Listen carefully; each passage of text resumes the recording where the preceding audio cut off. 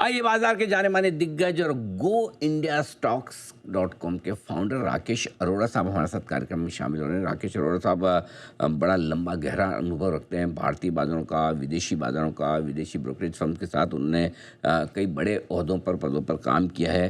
तो पूरा उन्हें उन्हें पूरा सेंस है कि दुनिया भर के बाजार और भारतीय बाजार किस तरह से काम करते हैं, और साथ ही स्टॉक स्पेसिफिक, सेक्टर स्पेसिफिक और इकोनॉमी से जुड़े हुए सारे मुद्दों पर उनकी बड़ी गहरी पकड़ है। लेकिन जो राकेश अरोड़ा साहब को जिस चीज़ के लिए सबसे ज़्यादा जाना जाता है, कहते हैं कि हिंदुस्तान में मेटल सेक्टर के मामले में राकेश जी से बड़ा कोई एक्सपर्ट है नहीं। तो सर, मार्केट पे आपसे बात बाद में करूंगा, पहले मेटल से बताइए क्योंकि वो ज़्यादा समझना भी बड़ा ज़रूरी है। पहले तो सब लोग ये कह रहे हैं कि ये मेटल की जो तेज़ी हो रही है, सर ये क्या वाकई में जेन्युइन है या आर्टिफिशियल? पहले तो ये समझाओ, दुनिया भर में जो ये मेटल भाग रहे हैं सारे के सारे, मतलब क्या है, क्या इसके पीछे राज बताइए।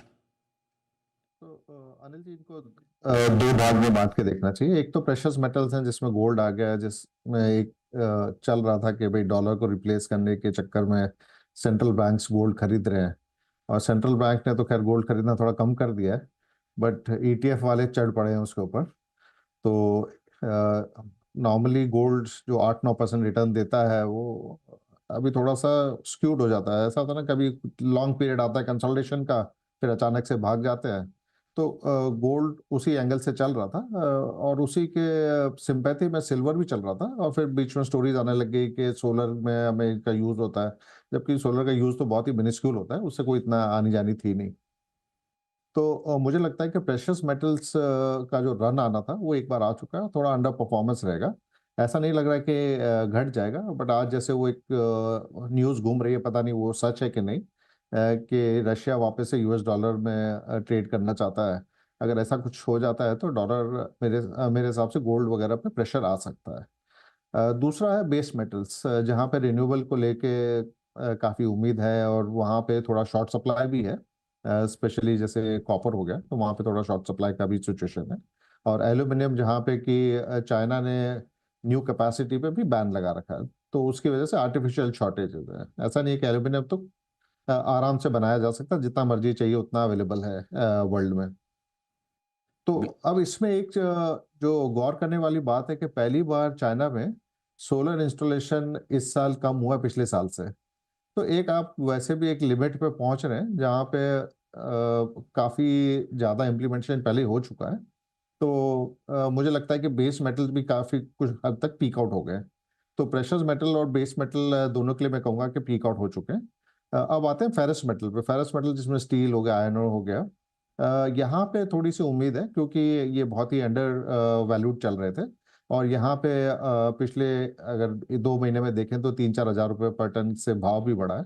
तो मुझे लगता है कि यहाँ मार्जिन एक्सपांशन रहेगा और यहाँ थोड़ा सा अर्निंग सपोर्ट रहने वाला है। तो स्टील थोड़ा बेटर लग रहा है, बट मेरे हिसाब से बेस मेटल्स और प्रेशियस मेटल में प्रॉफिट बुक करके और आई थिंक इक्विटीज में लगाना बेटर रहेगा। बहुत इंटरेस्टिंग आपने कहा कि पूरे के पूरे दोनों ही प्रीशियस मेटल और बेस मेटल्स पर ये पूरा का पूरा आउटलुक आउटलुक आप सर बताएं जरा बाजार के बारे में भी। सारी इवेंट्स बड़ी बड़ी तो निकल गई है, लेकिन बाजार अभी भी लड़खड़ा रहा है, बढ़ना तो चाहता है लेकिन बढ़ नहीं पा रहा है। ऐसा क्यों? तो अनिल जी, वो सब लोग ये मान रहे हैं कि ये बेस्ट टाइम है स्टॉक खरीदने के लिए, बट पैसे नहीं है। तो ये एक समराइज कर देता है सिचुएशन को। मेरे हिसाब से आज अगर मैं ढूंढना चाहूँ तो मेरे पास एक भी रीजन नहीं है कि मार्केट क्यों नीचे जाना चाहिए। अर्निंग्स ठीक है, मैक्रो एनवायरनमेंट ठीक है, फिजिकल सपोर्ट है, मॉनेटरी सपोर्ट है, ग्लोबल अनसर्टेनिटी कम हो गई है, वैल्यूएशन ठीक ठाक है। और अर्निंग्स मैं देख रहा हूँ कि इसको Q3 की अर्निंग्स काफी ठीक आ रही है, डबल डिजिट 12-13% ग्रोथ आ रही है। और इन्फ्लेशन भी थोड़ा पिकअप हो रहा है, तो नॉमिनल जीडीपी ग्रोथ भी मुझे लगता है कि 10-11% के ऊपर चली जाएगी। तो इससे आउटलुक सब ठीक लग रहा है। तो मुझे लगता है कि ये केवल थोड़ा सा कॉन्फिडेंस आने की बात है। मार्केट यहाँ से नीचे जाने का कोई खास अंदेशा लग नहीं रहा है। छोटी छोटी नेगेटिव न्यूज भी बहुत बड़े बड़े रिएक्शन दे रही है, बट आई थिंक बॉटम पे ऐसा ही होता है। ठीक बात है, आपने बहुत ही इंटरेस्टिंग चीज़ कही कि बाज़ार के बढ़ने के सारे कारण हैं। तो सोचिए, जो मेटल्स के सबसे बड़े एक्सपर्ट हैं हिंदुस्तान में, वो कह रहे हैं कि अब मेटल्स में बिकवाली करके प्रॉफिट बुक करके इक्विटी में पैसा लगाने का समय है। अच्छा बताएं सर, इक्विटी में फिर पैसा लगाना है तो कहाँ, क्या पसंद है आपको? सो अनिल जी, यहाँ पे दो अप्रोच है। एक तो हमारा डोमेस्टिक इकोनॉमी भी काफ़ी सॉलिड फुटिंग पे है और गवर्नमेंट ने जो फिस्कल इंसेंटिव्स दिए हैं, टैक्स ब्रेक दिए हैं और आरबीआई की तरफ से जो इंटरेस्ट रेट कट आया है, तो ज़ाहिर-सी बात है कि कंज़म्पशन और बैंकिंग स्टॉक्स हैं वो काफ़ी पोर्शन होना चाहिए अपने पोर्टफ़ोलियो का, तो उसमें तो कोई दो राय नहीं है। और दूसरा अभी ये जो यूएस के साथ जो ट्रेड डील हुई है और यूरोपियन यूनियन के साथ एफटीए हुआ है, तो मुझे लगता है कि एक्सपोर्ट्स जो है वो दबा के बढ़ने वाला है। तो एक्सपोर्ट सेक्टर को भी हमें देखने की ज़रूरत है। और तीसरा तो मैं कहूँगा कि आईटी सेक्टर की भी काफ़ी धुलाई हो गई है। ज़रूरत से ज़्यादा लग रही है, तो वहाँ पे भी एक बाइंग अपॉर्च्युनिटी बन रही है। तो ओवरऑल मैं मार्केट को देख रहा हूँ, तो अब आपको जो पसंद आए ले लीजिए, यहाँ से सब चलने वाला ही है।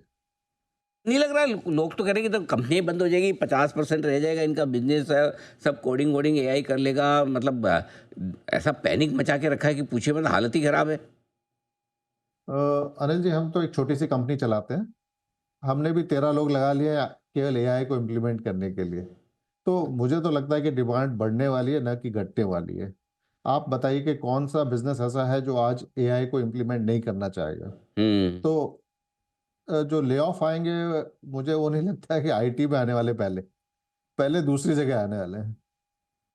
तो वहाँ पे अगर प्रोडक्टिविटी गेन्स आता है, कुछ कॉस्ट एफिशिएंसीज़ आती हैं, मुझे लगता है कि सारे बिज़नेसेस को आईटी और एआई की ज़रूरत पड़ने वाली है। तो हम्म। बिज़नेस मेरे हिसाब से तो बढ़ने वाला है। ये बहुत ही मतलब अ, अब 10-20 साल बाद क्या होगा वो तो कहना मुश्किल है, लेकिन अगले 10 साल के लिए मुझे कोई चिंता नहीं लग लेकिन रही। आपने एक इंटरेस्टिंग चीज बात की कि अब आईटी में तो नहीं, दूसरी जगह कहीं और, दूसरी जगह कौन सी सर?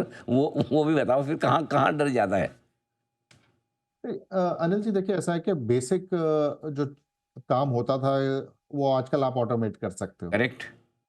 तो जो भी हमारे जो भी न्यू स्टूडेंट्स हैं और जो भी आ रहे हैं, उनको थोड़ा स्पेशलाइज़ेशन करना पड़ेगा। अब वो ऐसा डेटा एंट्री का काम हो गया, कुछ ढूँढ के ले आए, ये सब चीज़ें जाने वाली है, जो बेसिक काम था। तो मुझे लगता है कि अब सारी इंडस्ट्रीज़ को फ़ायदा होगा और फ़ॉर्च्यूनेटली इंडिया और अफ्रीका और इंडोनेशिया को छोड़ के कहीं पे पॉपुलेशन ग्रोथ तो हो ही नहीं रही है। तो वहाँ तो वैसे ही ये सब चीज़ें चाहिए, जस्ट नहीं तो काम भी नहीं चलेगा। तो ये आपके लिए इंटरेस्टिंग चीज, तीन थीम बताई: कंजम्पशन, बैंक्स, और साथ ही साथ अगर आप में हिम्मत है, रिस्क लेने की ताकत है, तो फिर आईटी भी। तीन सेक्टर बहुत ही बेहतरीन लगते हैं। क्योंकि आप मेटल्स काफ़ी ट्रैक करते हैं, आपने कहा भी, तो जो लोग सोना चांदी में पैसा लगाना चाहते हैं, देखिए, आप कितना ही कहें कि शेयर ले लीजिए, जिसको सोना चांदी लेना तो वही लेके रहेगा। बस खाली उनके लिए एक चीज़ मैं जानना चाहता हूँ, वो ये कि क्या सही लेवल है खरीदारी करने का, कहाँ आए सोना चांदी, और किसी को लेना ही है तो कहाँ लेना चाहिए? सो अनिल जी, अभी $4000 के आसपास का नंबर आ रहा है गोल्ड के लिए, और 45 से $60 की रेंज है चांदी के लिए, थोड़ी बड़ी रेंज है। बट यहाँ पे आए तो फिर भी देखा जा सकता है। बट एक चीज़ मैं कहना चाहूँगा कि जैसे सोना है, आप देखिए कि कोविड लोज़ में 55-56 हज़ार रुपए पर तोला था। अभी 1,60,000 है। तो अनिल जी, कितने स्टॉक हैं जो 7 से 8 टाइम हुए हैं कोविड लो से, मतलब 100 प्लस तो अपन ही गिन लेंगे।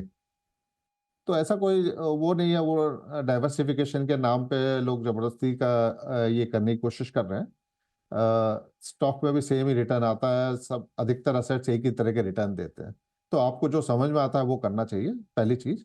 और दूसरा, जो चीज़ चल चुकी है उसका आगे चलने का उम्मीद थोड़ी कम हो जाती है, तो उसमें थोड़ा कम कर लेना चाहिए। तो बिल्कुल फेयर, आपने कहा कि जो बहुत तेज़ी से भाग चुके हैं वहाँ पे थोड़ा रिटर्न एक्सपेक्टेशन कम तो हो जाए। और सर, आजकल तो लोग, पता चला है कि वो कॉपर की सिल्लियाँ खरीद रहे हैं मार्केट में जा के, भाई अब सोना और चांदी तो अफोर्ड नहीं कर पा रहे, क्या कॉपर आपको लगता है अभी भी अच्छा इन्वेस्टमेंट है? अनिल जी, ऐसा कभी होता नहीं है, क्योंकि जो आदमी है वो इनोवेशन करता ही रहता है। अगर कोई, अब कमोडिटीज़ में यही है कि जो प्राइस है वही उसकी दवा भी है। अगर जितना प्राइस ऊपर भागता है वही उसकी डिमांड को डिस्टर्ब कर देगा। अब आप देखिए कि वैसे तो देखें कि गोल्ड इंपोर्ट इंडिया में 5-6% ऊपर दिखेगा अगर बिलियन डॉलर में देखें, लेकिन वॉल्यूम में देखेंगे तो 20% लोअर चल रहा है। तो आज आप जो गोल्ड कंपनीज़ हैं वहाँ पे कभी मैंने तो देखा भी नहीं था 14% 14 कैरेट का गोल्ड तनिष्क में बिकते हुए अब कॉमन हो गया है। तो पहले आप 22 कैरेट लेते थे, अब 14 कैरेट से चला रहे हैं। तो इस तरह के डिमांड डिस्ट्रक्शन जो आते हैं, वो प्राइस ऊपर जाने से आ जाते हैं। फिर दूसरा सब्स्टिट्यूशन इफेक्ट आता है। अगर मेरे को कंडक्टिविटी कॉपर की एल्यूमिनियम से 3 गुना ज़्यादा होती है, जहाँ पे मेरे को साइज का प्रॉब्लम नहीं है, मैं वहाँ कॉपर की जगह एल्यूमिनियम लगा लूंगा। एल्यूमिनियम का स्ट्रेंथ स्टील से 3 गुना ज़्यादा होता है। अगर जहाँ मुझे देखना है कि वेट का कोई प्रॉब्लम नहीं है, तो मैं वहाँ स्टील लगा लूंगा। तो इस तरह से डिमांड डिस्ट्रक्शन और सब्स्टिट्यूशन इम्पैक्ट जो है, वो प्राइस के साथ आता है। तो फंडामेंटल सेम नहीं रहते हैं। आज कॉपर शॉर्टेज है, अगर $10,000 पे, $15,000 पे सेम शॉर्टेज नहीं रहती है। आपका तो इतना ग्लोबल एक्सपीरियंस है मेटल माइनिंग के बारे में, एक चीज़ ज़रा समझाइए। एक ज़माना था जब है ना, कोई भी माइनिंग करनी है किसी मिनरल्स की, जिसमें बड़ी डीप माइनिंग है, रिस्क होती है, एनवायरनमेंट के इश्यूज हैं, पोल्यूशन है, तो यार थर्ड वर्ल्ड कंट्री में करा लो, चाइना में करा लो, क्योंकि उसकी वैल्यू तो बहुत ही कम है। हाँ, है क्रिटिकल, उसके बगैर काम नहीं चलता। क्या दुनिया में ये ऐसा कुछ बदल रहा है कि अब जिन कम देशों के पास ये मिनरल्स हैं, अब उनकी वैल्यू बढ़ रही है? और क्या मिनरल्स को, मेटल्स को अब वो पुरानी इज्जत जो नहीं मिल रही थी, अब मिलेगी? अरे जी, वो तो दौर चलता है तो ऐसा लगता है। लेकिन क्या है कि मिनरल तो जहाँ अवेलेबल है वहीं अवेलेबल है। अब कॉपर अगर चिली में है, कॉन्गो में है, तो वो तो वहीं मिलेगा, हम यहाँ कितनी भी खुदाई कर लें। तो अ, जहाँ पे मिनरल अवेलेबल है उसको तो चेंज नहीं किया जा सकता। प्रोसेसिंग चेंज की जा सकती है। जैसे रेयर अर्थ हो गई आज की तारीख में, तो रेयर अर्थ में 1 टन निकालने के लिए 1,000 टन प्रोसेस करना पड़ता है। तो जाहिर सी बात है कि पर टन पोल्यूशन बहुत ज़्यादा होता है। चाइना ने कर लिया है, लेकिन अब दूसरे देश, तो चाइना से हटके जो दूसरे डेवलपिंग कंट्रीज है वहाँ आ जाएगा, इंडिया आ जाएगा, इंडोनेशिया जा रहा है, अफ्रीका चला जाएगा। तो ये तो ऐसा चलता ही आया है कि जैसे जैसे कंट्रीज डेवलप होती जाती है, जो थोड़ा सा पॉल्यूटिंग काम होता है वो दूसरी नीचे वाले देशों में चला जाता है। तो वो तो चलता रहेगा। मुझे नहीं लगता है कि थोड़ा बहुत कैपेसिटी लोग रखेंगे, जैसे जीरो हो गए थे वो नहीं होगा। लेकिन पूरा शिफ्ट कर लेंगे, सेल्फ सफिशिएंसी हो जाएगी, ऐसा वर्ल्ड में पॉसिबल नहीं है। अच्छा, राकेश सर, अगर आपके सामने टीवी सेट है तो जरा नज़र डालिए, नहीं तो मैं आपको पढ़ के सुनाता हूँ। अभी अभी एक बड़ी ब्रेकिंग खबर आ रही है और बिल्कुल आपके फील्ड से रिलेटेड ही है एकदम। अभी रॉयटर्स के हवाले से एक खबर आ रही है और ये बिग ब्रेकिंग कि अमेरिका मेटल और एल्यूमिनियम पर से टैरिफ हटा सकता है। मैं आपको ज़रा याद दिला दूँ, सेक्शन 232 के अंडर में अमेरिका ने स्टील, एल्यूमिनियम और कुछ थोड़े और जो प्रोडक्ट्स हैं उनको नेशनल सिक्योरिटी के हिसाब से मानकर उन पर टैरिफ लगाया गया था। और ये टैरिफ इन सारे टैरिफ से अलग है। जो रेसिप्रोकल टैरिफ लगाए वो अलग है, ये अलग है। ये बड़ी खबर है। और ये जो टैरिफ है, ये सेक्शन 232 का क्यों इंपॉर्टेंट है? क्योंकि ये टैरिफ प्रोडक्ट स्पेसिफिक है, कंट्री स्पेसिफिक नहीं है।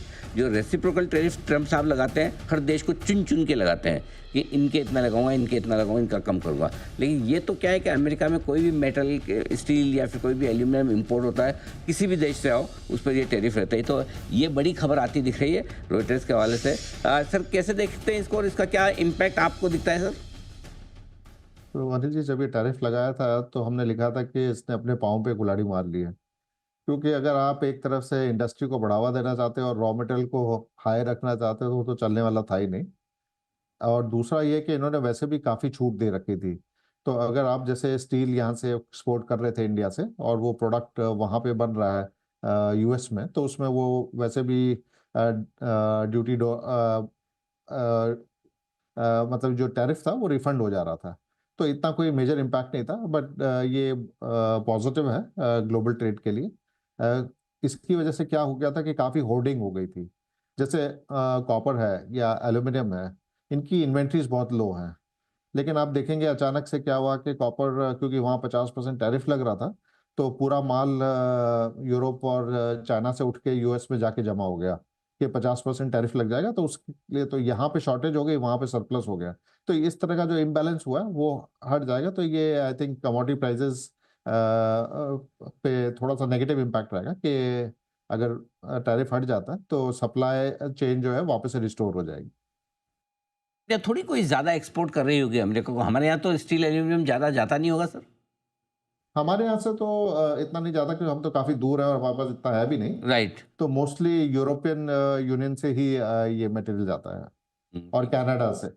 ठीक बात है सर। बहुत अच्छा लगा सर आपसे बातचीत करके, और आज पूरा डिटेल में, नो डाउट थोड़ा मैंने मेटल वेटल पे ज़्यादा फोकस कर लिया मैं, क्योंकि इस वक्त दुनिया में पूरा बजिंग यही है कि मेटल ही सब कुछ चल रहा है। तो मैंने सोचा कि आपसे आज बात की जाए, और आपने समय दिया सर। आपके बहुत बहुत धन्यवाद आपका आज हमारा साथ देने के थैंक लिए, यू। और बहुत डीप थैंक यू। इंसाइट देने के लिए। राकेश अरोड़ा साहब, कभी भी आपको मेटल्स ग्लोबल मार्केट्स के बारे में बहुत डीप एनालिसिस और इन्फॉर्मेशन चाहिए, he is the person to watch for. Correct. बहुत ही बढ़िया। आपने देखा किस तरह से एक एक चीज़ पर उनकी गहरी पकड़ है, बिल्कुल।